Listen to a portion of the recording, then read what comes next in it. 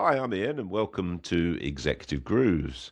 Now, my guest today is somebody quite different. It's Rachel Winters, who's a successful actress, performs quite frequently at the Royal Shakespeare Theatre in Stratford-on-Avon.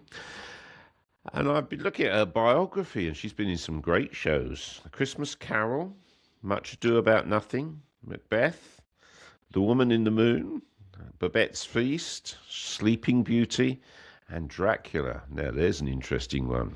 I think you'll find it fascinating talking to her, and there's a number of parallels between her experience as an actress and what I've experienced in business, and we talk about those. So, without further ado, here's Rachel. Hi, Rachel. Welcome to Executive Grooves. What sort of music or performers shaped you as a teenager? So, music-wise, I sort of had two sides to me as a teenager because I grew up um, listening to folk music. My mum was really into folk music, and we would go to folk clubs every week. So I was really into it. But like when I was a teenager, it became a secret thing because I didn't want, because it just wasn't cool. So in secret, I would listen to folk musicians like Seth Lakeman, Kate Rusby, and then very obscure ones that we'd like bands that we'd met at folk clubs. That was in secret. But then with my friends at school, I was quite into like indie bands like The Killers and The Bravery. So that was and I really liked that music. And they were like, when I was like 17, 18, that was the kind of club that me and my friends would go to. We'd go to the more indie type Mm. clubs. Yeah. And then performers. So I really loved Judi Dench, the actor, from like quite a young age. My mum introduced me to her, and I loved her. And when I was 16, my mum took me to the Royal Shakespeare Company to watch her in All Was Well That Ends Well, and I met her afterwards.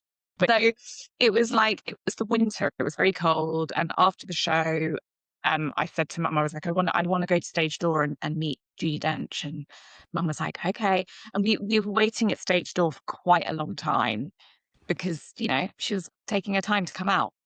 Very, very cold. And eventually she came out, and there were these two American women who were like gushing and like very, confidently talking to her. And suddenly I turned to mum and I was like, I don't know what to say to her. Let's just go. And mum was like, we have waited. Mm. We've waited for about 20 minutes in the freezing cold. You are going to talk to her. And I was Mm. like, I don't know what to say. And mum said, just tell her that you want to go to Central School of Speech and Drama, like she did. Just tell her that. Tell her you want to be an actor and you want to go to the same drama school as her. So I was like, okay. So I very awkwardly said hello to her and told her that. And she said to me, she was lovely. And she said, if you want to that much, my dear, you will. And I did go to Central. And so Wow. when I graduated, I sent a letter to her through her agent, and she responded to me. She sent a letter back. Ah. Then years later, I was in my first production at the Royal Shakespeare Company, Christmas Carol, and Judi Dench came to see it because her daughter's boyfriend was in the show playing Dickens. So she came to see it. So she then saw me in a production at the Royal Shakespeare Company, which is amazing. So let's fast forward a little bit. Let's get that tape rolling. So that was you as a teenager, and now you're a professional actress. What happened in between? Yeah. So I grew up doing a lot of amateur dramatics.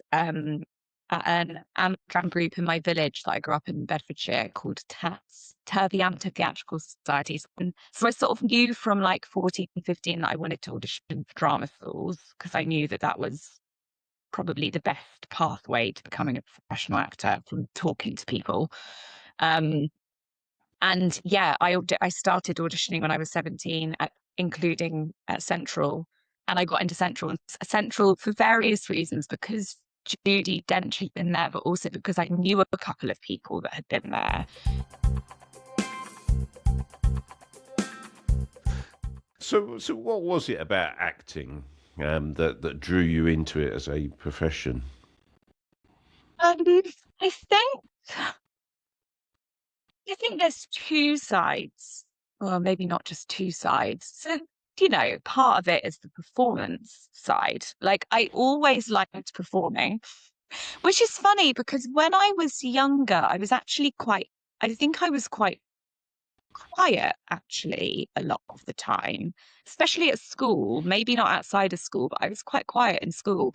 But there was something about performing that I just loved. Like, I loved dancing, I loved music and singing, I loved acting. So there's just something about being on stage that I got like a real buzz from, and I think it brought out a different, more confident side of me. Um, and then acting specifically, I just absolutely love playing a character and almost being a bit of a detective. Like, why is this character behaving the way that they're doing? Just like really getting to know them, like it's like the psychology of acting. And then the challenge of when you're playing another character, how do you make it truthful? Because it's got to be truthful for people to believe it and to Mhm. like go along with the Yeah. story. And so it's those two sides, I think. So for some of our listeners, they may not appreciate what a day-to-day reality of being an actress is. Perhaps you could just share what your day looks like. Yeah. Well, it's a good question, Ian, because it depends. Because a lot of being an actor, unless you're in like the 0.5% who are working all the time, often you're not acting. So I'll give you two answers here. So if I am, because I've mainly done theatre, so if I'm on a theatre job, you've got the rehearsals, which are usually 4 or 5 weeks. It depends on the company that you're working for. So a rehearsal day pretty much always starts at 10 a.m. in the acting world. It doesn't tend to start before that. So I'll get up, I'll have a cup of tea. That's like the first thing I do. Have breakfast, travel to wherever the rehearsal is. You'll be in a rehearsal room all day. It's usually like very much you're up on your feet. It's quite physical. In some rehearsal rooms, the director wants everybody there all the time. Sometimes you have different call times where the director just has people in for the different scenes, whoever's in the scenes. Usually finish at 6 p.m. and then you're quite tired. um, go home. I might go to like a yoga class or something on the way home. And then performances are very different because you have most of your days free, but you've got to keep energy going for the show that you have in the evening.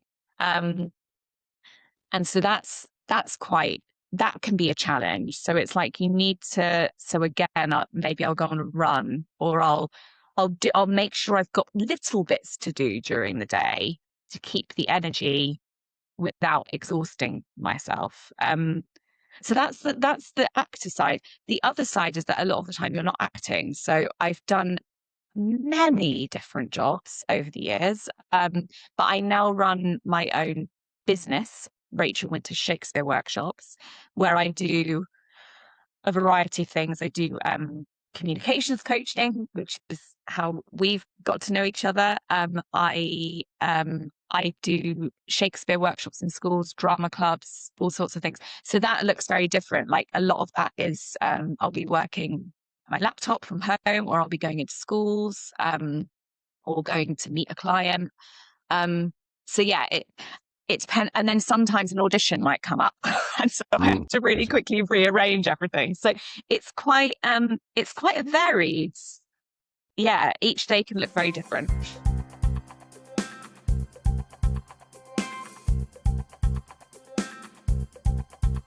Yeah, when we first met, when we were at a networking event, and you told Yeah. me what you did, and we got into a conversation around how do you build up to a performance? I mean, before any theatre show, I always do a warm up.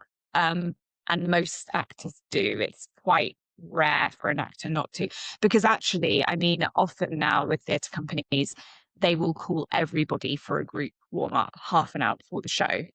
sorry, not half an hour. It's half an hour before you're due to get into costume and makeup and things. Right. Um, so yeah, it's like, what do I do? I'll do like a bit of stretching.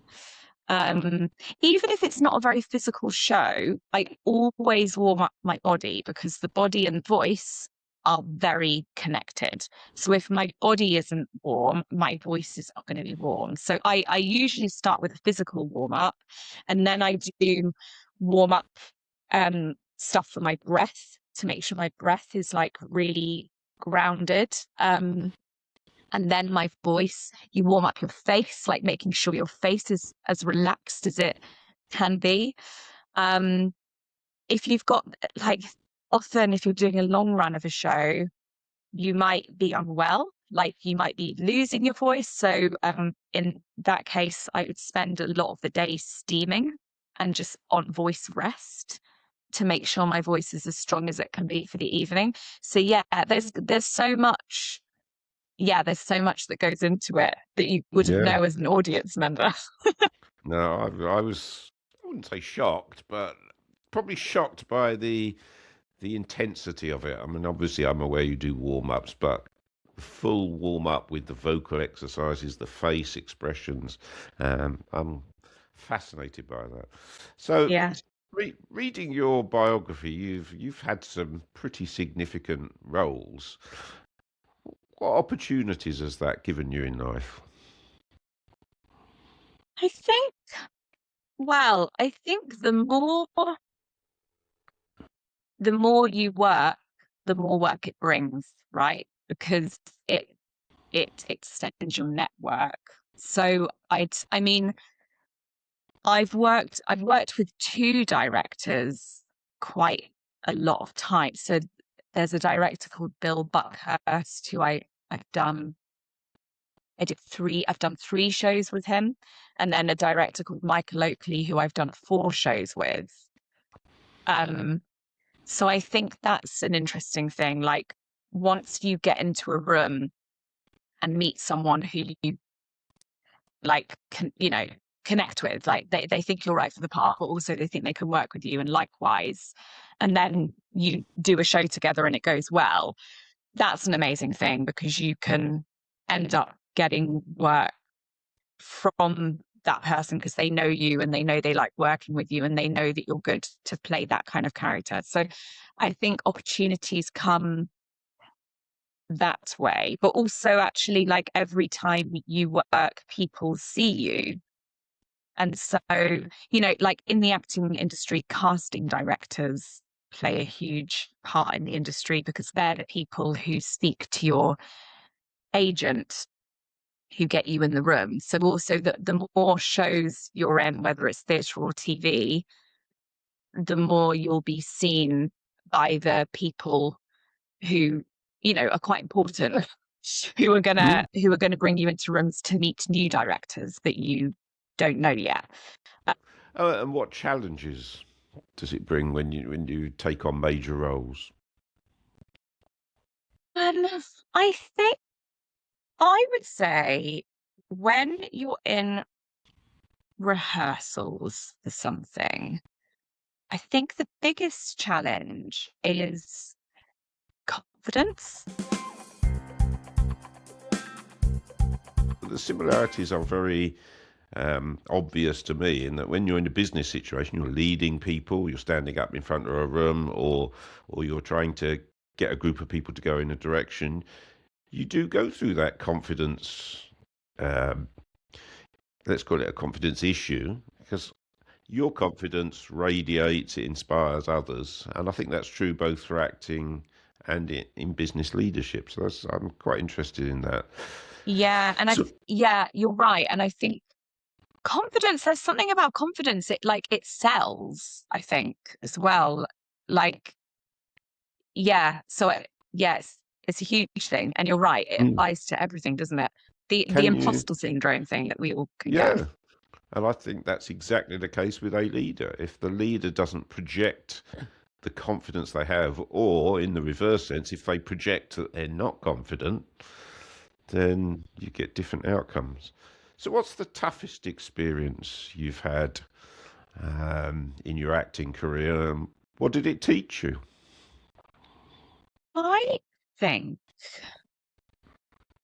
I can't think of like one specific thing, but I would say the toughest thing that has happened a few times for me as an actor is when I've auditioned for things that could potentially be like for like life-changing jobs, like jobs, big TV things, and got close and then not got them. And that's really hard because when you're auditioning for something, there has to be part of you that's invested and believing that you're going to get it, because otherwise you're not going to go in and be confident, Yeah, right? yeah. And then you're not going to sell it. And so you start to imagine like, oh my word, like if I get this, it's going to be this. And then you get close and you start to imagine even more, and then it doesn't happen. And it goes to somebody else and not you. And I think, and that's happened a few times. And it's really hard. It's like it gets you there, right? Hmm? It's kind of heartbreaking. That's interesting. And the parallels with business again are quite obvious to me. Let's go back a little bit. So you were at the stage door waiting for Judi Dench, confident you're going to talk to Judi Dench, and then the big moment comes. Um, Looking back on your time as a teenager, if you could give yourself one piece of advice, looking back, what would it be?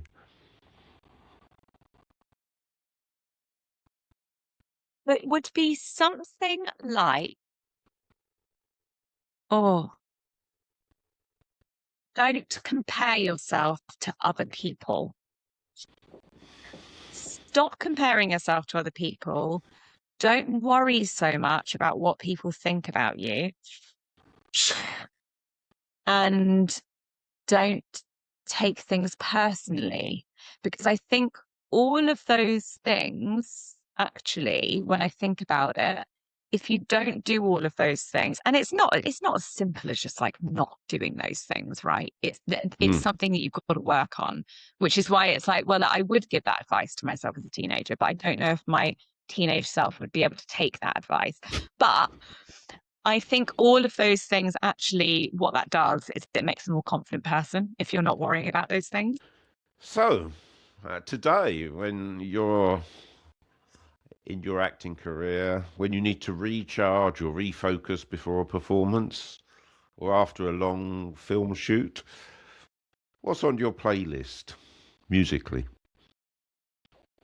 So, yes, there's like probably two different kinds of playlists there. There's like the relaxing one and the one that's like a bit more upbeat. I'm currently obsessed with the new Lily Allen album. Okay. So that would be like the upbeat, let's get pumped up to do something. I'm obsessed with it, and I'm going to see her in June with my sister, and I'm very excited.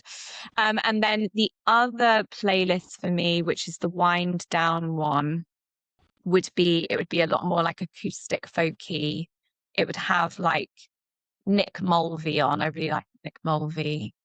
Um, yeah, let's go for Nick Mulvey. Yeah.